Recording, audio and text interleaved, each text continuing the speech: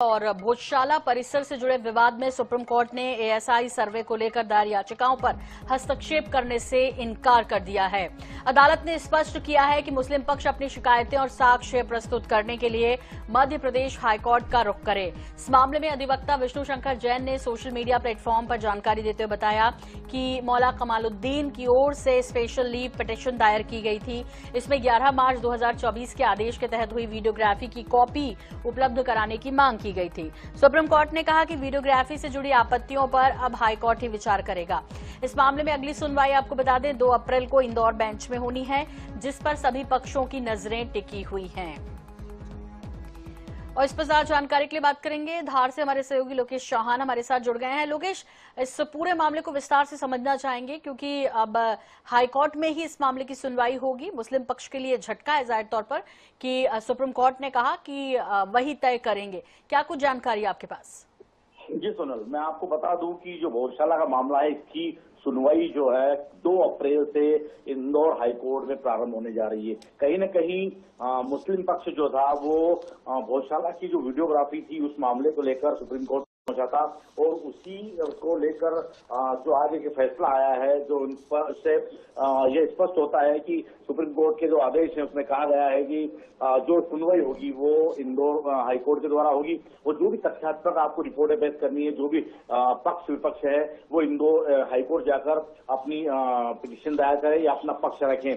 मैं आपको बता दूं कि अभी कुछ 2 दिन पहले ही हाईकोर्ट के जजेस हैं वो धार की भोजशाला पहुंचे थे। उन्होंने यहाँ पर गहराई से विवेचना की थी, तथ्यात्मक जांचें की थी, यानी कि मामले की सुनवाई के पहले जजों की जो बहस थी वो यहाँ पहुंची, उन्होंने जानकारी एकत्रित की और अब जो है कल से यानी कि इस पे जो है सुनवाई प्रारंभ होगी। मैं आपको बता दूं कि जो वीडियोग्राफी और जो साक्ष्यों का जो मुद्दा था उसको लेकर ही जो है सुप्रीम कोर्ट मुस्लिम पक्ष पहुंचा था और उसमें ये मांग की गई थी कि जो सर्वे में जो वीडियोग्राफी जो थी वो उपलब्ध कराने की मांग की गई थी।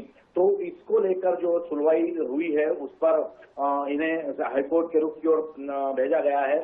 मैं आपको और बता दूं कि जो सुप्रीम कोर्ट के जो आज जो डिसीजन आया है उस पे जो हिंदू पक्ष के जो वकील है विष्णु शंकर जैन, उन्होंने अपनी बाइट भी जारी की है। उसमें इसमें तथ्यात्मक रूप में जानकारी भी बताई गई है और अब जो है कल जो है इस मामले की सुनवाई हाईकोर्ट में प्रारंभ होगी। अब देखना ये है कि कितने दिनों तक ये सुनवाई और चलेगी और इसका निर्णय कब आता है, क्योंकि सोनल मैं आपको बता दूं कि कोर्ट के आदेश के बाद ही भोजशाला के लिए 98 दिन का एएसआई द्वारा सर्वे किया गया था और वहां पर साक्ष्य इकट्ठे किए गए थे कि भोजशाला जो है वो माँ वापसी का मंदिर है या कमाल मौला की मस्जिद है। इसको लेकर 98 दिन का सर्वे चला था जिसमें एएसआई की टीम यहाँ पर पहुंची थी।